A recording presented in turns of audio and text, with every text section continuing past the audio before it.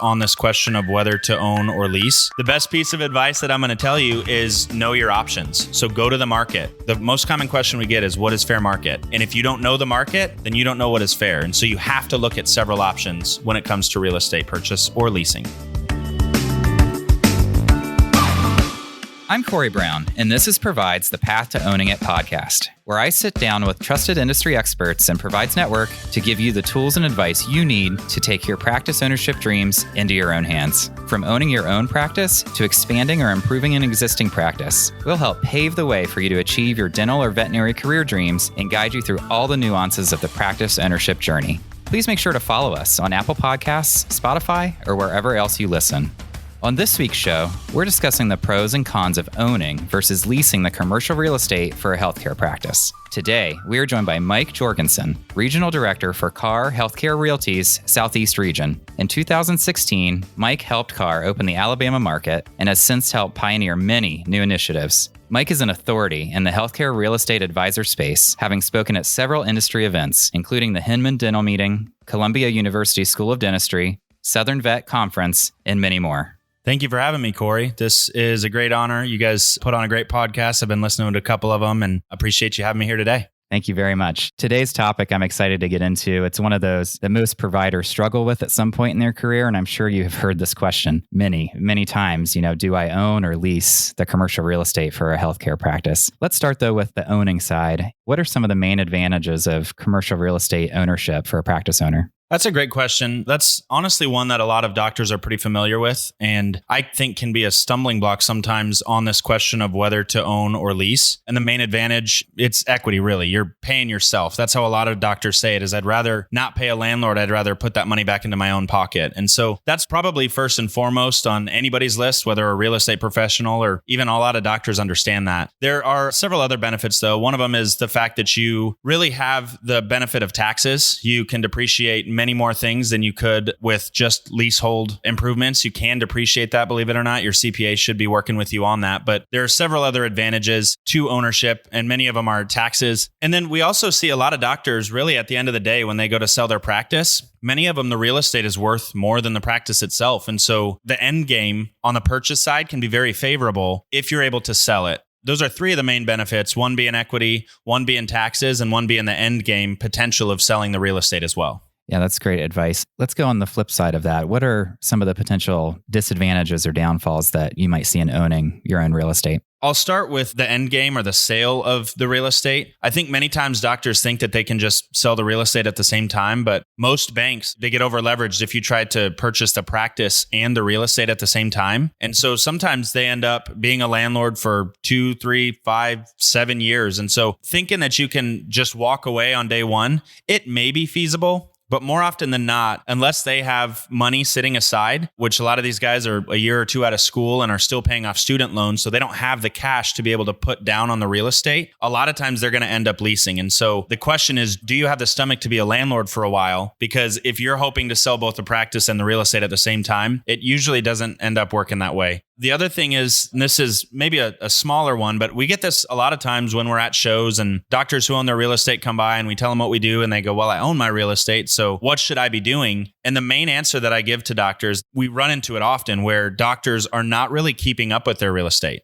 If you buy a building, you build it 20 years ago, in a lease situation, that lease comes up for renewal. A lot of times you're able to get the landlord to help with tenant improvements. And so it's actually a bit of a trigger to remind the doctor, hey, the carpet is 10 years old and I should maybe get some new flooring here. I actually ran into that with a doctor and we walked into the office and it was a beautiful building, great location. But when we walked in, you could see the wood paneling from the 80s and the carpet, and it was really not good. And I said, Doc, when's the last time you changed your carpet? And he said, well, I haven't. We built it in 1990 and the carpet hasn't really needed it. And I don't think doctors realize that you come into that office every day. It's like your hair growing. Your hair grows daily and you don't really notice it. And then somebody that you haven't seen in 6 or 8 months goes, man, your hair's getting long. And it's just happening little by little. And so your patients only come in every 6 months. And so keeping up with the real estate when you own it, I see as a bit of a challenge for some of these doctors. And then maybe the last thing that I would note in terms of the downsides of ownership is the permanence more often than not of that decision. You can obviously relocate relocate if you need to.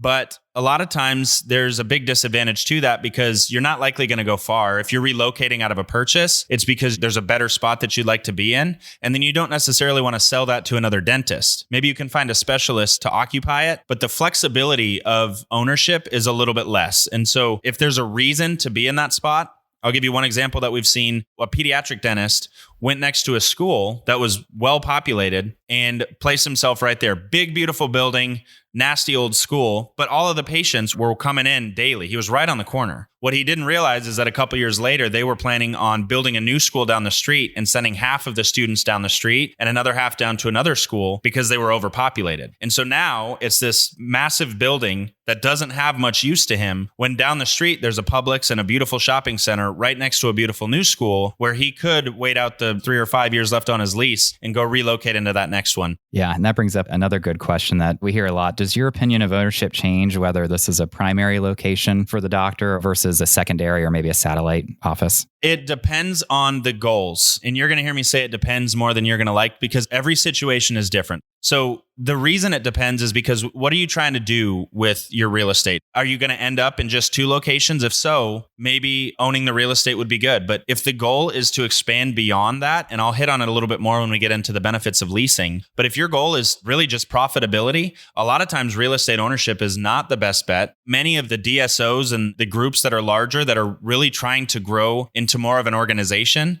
they're not necessarily owning that real estate as much because they would rather spend that money and have that liquidity to open up more practices. And the profitability of a dental or a veterinary practice is much higher than the profitability of real estate. Real estate, in terms of cap rates, is what many real estate investors are looking at. A good cap rate on real estate, really on the high end, unless you're in a not great market, is 10 to 12%. Whereas the profitability of a dental or a vet practice can exceed 30% pretty easily. So let's talk about who that great candidate would be for someone who does want to own their own commercial real estate. What do they look like? That person is likely going to just have the desire to really own a practice and not necessarily looking to relocate often. They would be somebody who has some cash and or equity. That's one thing a lot of doctors don't realize is a bank like Provide can get you potentially 100% financing by utilizing some of the leverage within the practice. If you've owned a practice and it's producing well and you don't have a lot of debt on it, there's a lot of times where you don't have to bring a lot of cash to the table potentially. If you don't have a lot of leverage within your practice, or if you're over leveraged rather, then having cash is a requirement.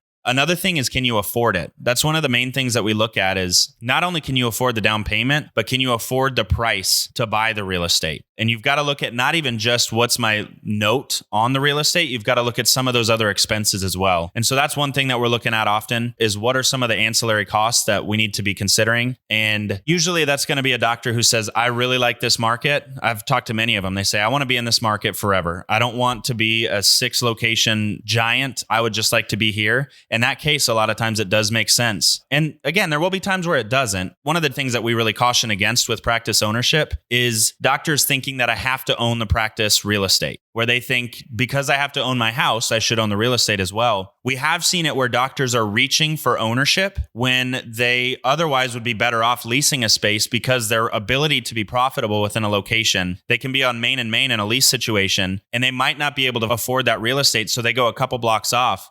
If you are a doctor who is really looking for eyeballs and is getting walk-ins potentially from patients, then getting off of that main street may not be best for you. And so our agents always say is you've got to put the practice first. And as long as it makes sense for the practice, then a lot of times real estate ownership can make a lot of sense. That's great advice. Let's say that we've decided, we've put the practice first and everything looks good. What are the steps I should take then to pursue owning this commercial real estate? The first step I would say is ensuring that you've got financing because you don't want to hit the market before you know what you can get. And so really all of this comes down to getting your team together. And our first recommendation is usually to reach out on financing to ensure that we know that you're able to do this, whether by bringing cash to the table or with some practice equity that you've got built up already. Another person that you're going to need within that transaction is obviously a real estate agent. You want to find somebody that can help you with that. One thing that I would note with this is we see a lot of doctors taking a DIY approach to real estate saying, I know where I want to be. And that is very common, honestly, even among our clients. The majority of our clients come to us with a location already. The reason that they engage us is to ensure that they get the best possible deal on that location and they're not missing potential pitfalls. And so as a buyer or a tenant in real estate, you shouldn't be paying for your representation. It's much like in residential real estate, where when you go to buy a house, the seller actually ends up paying the fees for that transaction. They pay for their agent and for your agent. And so when you come unrepresented, a lot of times savvy doctors say, you know what, I know how this works. Just cut 3% off the deal, and then we can call it good because I'm not coming with representation. Most of the time, the seller or the landlord is going to say, that's awesome. I will cut that out for you right now. Let's sign this today. And then they're still going to end up paying their agent 6% likely on that deal. And it's different per market. Some markets do it on a per square foot basis. Point is, a lot of times they are going to still end up paying that fee because it was set aside from the beginning of the deal. And that agent oftentimes ends up getting both sides of the commission, and they're working against you. But the craziest thing to me is that these sellers and these landlords, they do this dozens or even hundreds of times in their career, and they still have representation. And so when a doctor comes to the table without representation, it doesn't oftentimes make sense. So all of that to say, you need to make sure you have a team. You want to make sure you engage your equipment supplier. They're going to play a very important role here. You need to make sure you engage your architect and or contractor. Really engaging that team and asking a lot of questions. These guys are doing this daily. You might do this 2 or 3 times in your career, where that equipment supplier has done this 8 or 9 times this year. And so asking questions to every one of those people is really going to give you insight into what the market really looks like. You're also going to likely need an attorney. Whether in a lease or a purchase situation, a real estate attorney is going to be important. Your real estate agent might be able to help draft that contract, but in a purchase situation, you're going to want to make sure that they're looking over title, that they're looking over the survey, and that you have somebody from a legal perspective that's protecting you within this transaction. And it's not your brother-in-law who's a divorce attorney. Just because they're an attorney doesn't mean that they should be helping you look over title and some of these other issues. There are a lot of times where engaging a generalist really in this type of a situation can come back to bite you in the butt. And so those are a couple of them. CPA, financial planner. There are many positions that you want to make sure. And with the vet and dental industry both, most of those industries have people who are specific to those industries, and engaging a specialist is really going to go a long way. As a past real estate agent myself, I totally understand the concept of people wanting to do it themselves or thinking that, maybe their father knows better than you do or something of that case. So might as well use the tools that are there for you. Absolutely. So let's say that I purchased the home for my healthcare practice, but I have more space than I need. Is it common practice or a good idea to become a landlord yourself and kind of rent out that unused space to other tenants? Have you seen that happen successfully? Absolutely. I am going to give you another it depends here. What we're mainly looking at is the market. So does the market bear having extra space that can be leased out? And so first caution that I would give, and a lot of times it can be easy for us to be very optimistic and just assume that there's going to be income there. There are horror stories from back in 2008 where doctors bit off more than they could chew and assuming that they could lease out the rest of that space and then foreclosing. I've worked with doctors who didn't have representation back in '08, built more than they needed, and then had to foreclose. And finding other space beyond that is really hard when you have a bankruptcy on your record. And so what I always suggest for clients is assume nothing, assume zero. And if your practice and your income itself can float that, then it makes sense to look at, should we look at having other space? Another thing to take into account is when you become a landlord, there are other costs, such as paying for a real estate agent. So you need to make sure you have money set aside, unless you just want to let it sit there and put a sign in the window. Somebody might come. But even beyond just commissions, a lot of times you're going to want to have some sort of a tenant improvement allowance. One of the things about both veterinary and dental providers is that they're getting a lot of tenant improvements. They're also the best tenants that there are. So what type of a tenant are you trying to acquire? Because if you're trying to get the best tenants, a lot of times they're going to want to see some concessions. And so having some ability to float a few months of rent, they may ask for 3 or 4 months to build out. They may ask for some free rent beyond that. So there are many considerations. And this is probably the biggest it depends of this podcast, because this one has so many different elements that need to be considered before really understanding if it does make sense in their specific situation. Well, thank you for that. Those are all great points that I'm not sure everybody is well aware of. We all have heard about the real estate market today and what that kind of is like. In your opinion, what impact is today's real estate market having on aspiring commercial real estate owners? First and foremost, I think for people who are looking for real estate, the market correcting is not a bad thing, actually, because right now, even still, the R word is being thrown around a little bit now with a recession potentially coming. And what does that mean? Should I be nervous? If you are a provider, no. If you're looking for real estate, no. the market being less tight is actually a good thing for people who are looking to lease or purchase real estate. Now, interest rates, that's another thing where we get a lot of clients going, man, the interest rates are so high. I would caution against that as well, especially still today. I mean, who knows what it'll be in 6 months, but right now interest rates, I mean, even in the fives, 7 or 8 years ago, we were in the exact same spot. I think we got spoiled by some of the initiatives that were taken by really the federal government over the last couple of years due to COVID, where interest rates were at historic lows. And I don't know that we'll see them that low again. I hope I'm wrong about that. But honestly, the interest rates today are still historically pretty average. And so I would caution against people getting too nervous to do a project, because the downside might be you continue to associate. You would be better off to pay a little bit more for the real estate today, to pay a little bit higher interest rate, and to go start your own practice than you would be to stay associating because you're nervous about what's going to happen. Worst case scenario, you pay a little bit more in market now. It might correct a little bit, but it always comes back. We have come well above what the 2009 recession did in commercial real estate. It is well over that today. So that'll likely correct sooner than you'd think. And if you pay a higher interest rate, then refinance in 3 years. So I would caution against any concern with the market for 2 reasons. Number one, as a buyer or a tenant, a market correction is a good thing because you have more inventory. Landlords are getting more aggressive and sellers are getting more aggressive to sell their real estate. Number two, you are in with a dentist and a veterinarian specifically. Those are the top 2 most secure loans that a bank can make. And even in a recession, people are still going to have cavities. Even in a recession, Fluffy is still going to break his leg. And so they're going to still need your services regardless of what the market looks like for the next 2 or 3 years. So I would say have confidence in where you're at. Have confidence in the fact that as a veterinary and dental buyer, no matter what happens with the market, you're in a good place. How would your opinion change when we're talking about existing commercial real estate owners in today's market? How does that impact them? For the majority of them, it's really not going to affect them because ownership is a long-term play. And so, again, as I alluded to before, even amongst COVID, we expected a lot more of a downturn in the market than we saw. And I think landlords just realized that we're not going to stretch for the next 5, 10, 15 years to snag a deal today if the market is going to correct. And so we saw landlords sitting on vacancies for a long time and sellers sitting on and not doing a fire sale because they knew that this was going to come back. In 2009, that was probably the worst commercial situation that we've seen. And so we did see a very large softening of the market. And so it created opportunities. But for people who own their real estate and, bought a property in 2004, 2009 didn't do anything for them because they sat on it. And so maybe now today, I would say the people that it probably affects most are those who are looking to retire. And so in that situation, it might make sense to engage a real estate agent to see what best case scenario is for you.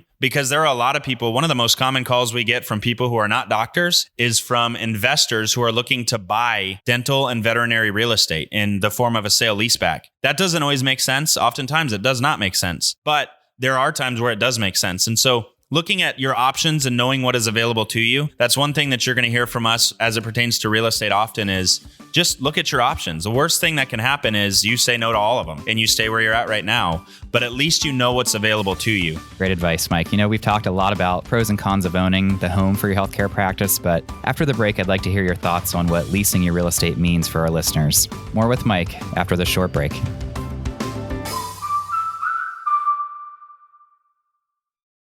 Ready to take your practice to the next level? Meet the Provide Card, the credit card built specifically for healthcare practice owners. Available in addition to your Provide practice loan, with the Provide Card, you'll be transported to a world of new opportunities for your practice, where you can access the spending power you need to build your legacy. You can earn rewards on all purchases, all the time, with no rotating categories and no point expiration. At Provide, we're creating the future of personalized banking for healthcare practice owners. To learn how to apply for the card that makes your purchases go the extra mile, contact your Provide representative or visit getprovide.com/providecard for more information, including rewards terms and conditions. I'm Corey Brown, and this is Provide's The Path to Owning It podcast. We're back with Mike Jorgenson, Regional Director for CARR Healthcare Realty. Mike, I'd like to shift our focus to those who are considering leasing their office space and what advice you have for them.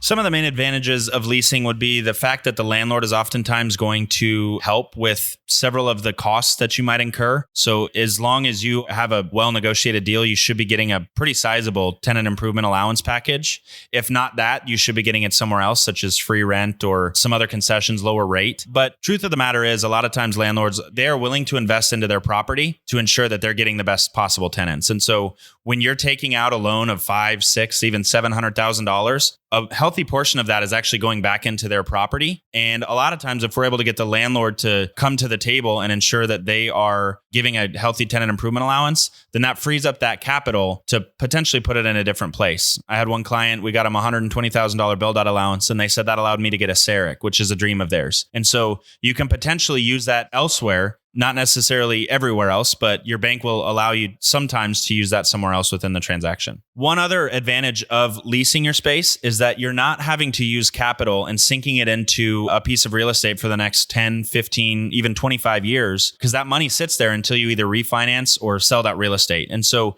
if your goal is to own multiple practices, I alluded to it before, a lot of times it makes more sense to lease because you get that input from the landlord and you're not having to spend that capital yourself. Mike, you mentioned tenant improvement packages and how they sweeten the deal for a lessee. What do those typically look like, and are they common? That's a great question. So the doctors, again, they're going to be investing a tremendous amount of money with a couple of the build-outs that we're talking. Healthcare build-outs are 2 to 3, even 4 times more expensive than some of the traditional build-outs. And so that means that you're investing more money into their space, which is equity for them. And so what we would expect from a landlord would be for them to participate in that. And to attract a tenant like yourself, they need to come to the table with healthy concessions. And one of the best ways to do that is by ensuring that you have options. You don't know what market is if you're not looking at several different options in terms of real estate. And so when you take a dentist or a veterinarian, somebody who has the lowest default rate, to the market and say, hey, if you want to land this tenant, you need to ensure that you put a good deal in front of us. And here's what we would like to see in terms of tenant improvements. A lot of times you can get that landlord to come to the table with that. One other point on that, a lot of times doctors get so hooked up on rate that they miss other opportunities. So we see it with lenders all the time. I'm sure you guys run into that often where they say, well, this bank has a lower rate. Yeah, but have you seen their term and its adjustable rate and several other factors? Same thing happens with real estate is they potentially fall so in love with the property because it has such a low rate and they miss out on some of these other benefits that are actually going to free up that loan. And what I always say is that loan is the most important thing that we're looking at here. We need to preserve that money as much as possible. And so you might end up paying a little bit higher rate, but if the landlord is offsetting it with tenant improvement allowance, especially, then that's allowing you to not only save on that loan and be able to put it elsewhere, maybe marketing or something else, but it's also allowing you, when you pay it to the landlord, that's a line item deduction. Whereas in a loan, you're only able to write off the interest there. And so there are even some tax benefits to paying a little bit higher rate, but also getting some concessions that more than offset that rate. Yeah, very important point there. Let's talk a little bit about disadvantages to leasing. What would you advise there? Some of the disadvantages just dealing with landlords. And that's one thing that a lot of clients miss is that just because the landlord is asking for more doesn't mean they're a bad person. You would do the same if you were selling your house. You want more, buyer wants to pay less. And so there's another party that you kind of have to go to for permission in some cases, like if you want to build out. Another thing is most of those costs are pushed through anyways. Not even just that you are paying the landlord or you're helping him offset his mortgage, but he's pushing through a lot of those expenses like the taxes and the insurance and the maintenance. A lot of times you're paying those directly anyways. And so there are a couple disadvantages when it comes to leasing for sure. Who would be a good candidate for leasing the space for their healthcare practice as opposed to owning? A lot of times, first-time practice owners are likely going to be leasing. If you're starting a practice, back in the day, you might used to be able to get a loan to do a real estate purchase as well as practice purchase. Since 2017, we haven't seen that very much at all. So first-time practice owners, whether starting or acquiring, again, even if you're buying a practice, they're usually doing it based off of a percentage of that practice, and it doesn't leave enough in leverage within the practice to set it off against the real estate. So in both situations, if you're a first-time practice owner, a lot of times it does make more sense to lease. If your goal is strictly profitability and you're intending to continue to grow your dental practice into several locations, leasing a lot of times makes most sense. And then if you are in a market that is too expensive to own, we run into that a lot. And there are even some markets that are more rural. You're either going ground up or you are stuck with what the market will give you. And so it's market dependent whether or not you can afford to even own real estate and if you have the down payment as well. So those are a couple of the considerations. Let's say that I've decided to lease the office space for my practice. What are the steps I should take as a doctor in order to do that? This will be an easy one because they're very much the same as purchasing real estate, because you want to make sure that you're surrounded by a team that can help. So engaging that equipment supplier, that attorney, the lender, first and foremost, a lot of those positions, they're the same positions, whether you are looking to lease or purchase real estate. And again, as I alluded to a minute ago, you want to make sure that you're looking at the full market. If your agent is just showing you one property, I would probably run. The most common question we get is, what is fair market? And if you don't know the market, then you don't know what is fair. And so you have to look at several options when it comes to real estate purchase or leasing. Yeah, that's another great piece of advice. Let's talk about some common mistakes that lessees make. What do you see normally? I alluded to it before with the DIY approach, doctors trying to save money or not spend money by not having representation. Another common one we see is working with a residential agent, especially in a lease scenario. There are so many differences when it comes to commercial real estate. They don't see things like tenant improvement allowance and free rent, and they don't really even ever deal in leases in general. For people who are currently leasing, by far the most common mistake that we see is they don't engage somebody to help them with the lease renewal. That's the most common transaction that anybody is going to be in, and you have a right at the end of that lease to ensure that you are getting a fair deal. And the only way to do that is by looking at market. And so what I would suggest is, if you're in a lease, get that lease in the hands of a real estate professional to make sure that you know when that end date is, so that in that end date, a year out, maybe 2 years out, depending on what you would like to do, you can look at the market and go back to your landlord. Even if you want to stay, go back to your landlord and ensure that you're getting the best possible deal. Let's talk about triple net leases and how they affect the lessee. Is this a common occurrence that you see?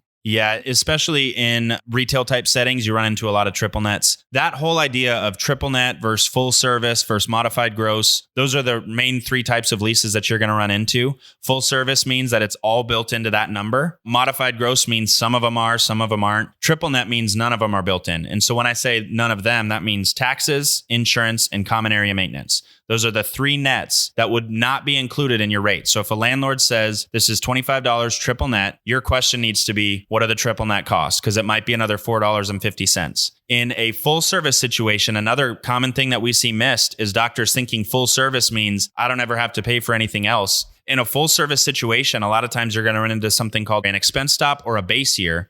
And in both of those situations, at the end of the year, the landlord's going to reconcile their expenses.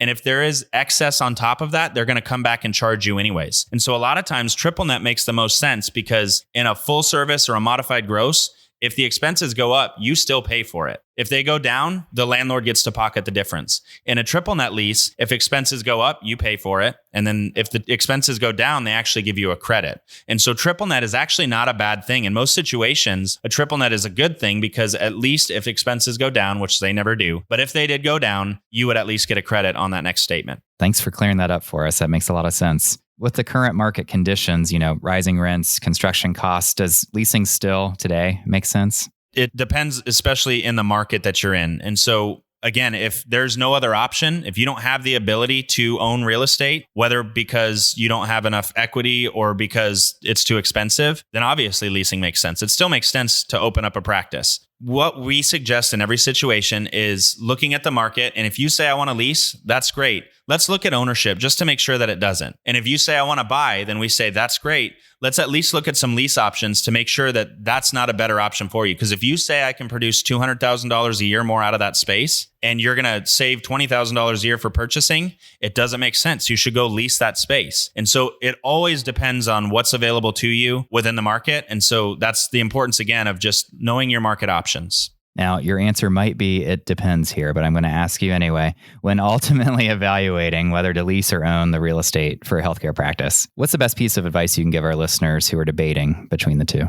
I'm actually not going to say it depends here. The best piece of advice that I'm going to tell you is know your options. So go to the market. Make sure that you've seen both purchase and lease options, and that you have somebody who has done this before. I'll give you kind of my quick 3-step on how to pick an agent. A good situation is to make sure you have a commercial real estate agent. I'm not even promoting CARR here. Make sure you're working with a commercial real estate agent. They know things that residential agents don't. A better situation would be working with a buyer tenant only agent within your transaction, because they have no conflicts within that transaction. If you work with somebody who has even a single listing in that market, they have a vested interest to get you to go into that space, because oftentimes they get a double commission if they do so. Even if they don't have a listing in that space, they might try to use your deal to lure a landlord by making them feel like they got a good deal. if they can make that landlord feel like they got a good deal, that landlord might have 16 other properties, and that would feed their family for all of next year. And so having somebody who doesn't work with any landlords is the better situation. And then the best possible situation is a buyer tenant only, healthcare only agent who understands your verticals.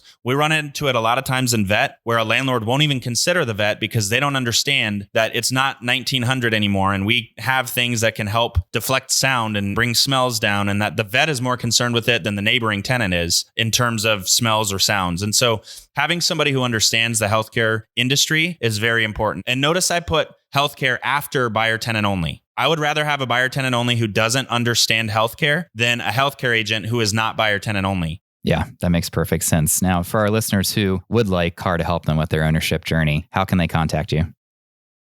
Best way to do that would be to go to CARR.us. That's CARR.us. And there's a Find an Agent tab there where you can find the agent in your local market. If there's not one in your local market, don't worry. We, as buyer tenant agents, can oftentimes still help in a way that would be more advantageous than somebody local, because again, you oftentimes know what property you're looking for. So take heart. We can still help. Reach out to the closest agent to your area at CARR.us. That's CARR.us.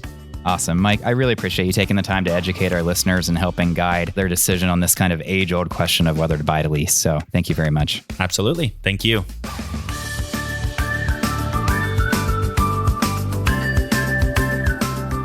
Thank you for joining us for this episode of The Path to Owning It. If you're ready to take your practice ownership dreams into your own hands, be sure to visit getprovide.com to pre-qualify and browse our practice marketplace, or check out our news page for more helpful resources. The Path to Owning It is brought to you by the team at Provide, with production assistance from Sarah Parkey, Cody Changit, and Liv Connaughton. And it's produced by PodCamp Media, branded podcast production for businesses, podcampmedia.com. Producer Dusty Weiss, editor Larry Kilgore III. For Provide, I'm Corey Brown. Thanks for being on the journey with us. Provide is a division of Fifth Third Bank, National Association. All opinions expressed by the participants are solely their current opinions and do not reflect the opinions of Provide, its affiliates, or Fifth Third Bank. The participants' opinions are based on information they consider reliable, but neither Provide, its affiliates, nor Fifth Third Bank warrant its completeness or accuracy and should not be relied upon as such. This content is for informational purposes and does not constitute the rendering of legal, accounting, tax, or investment advice or other professional services by Provide or any of its affiliates. Please consult with appropriate professionals related to your individual circumstances. All lending is subject to review and approval.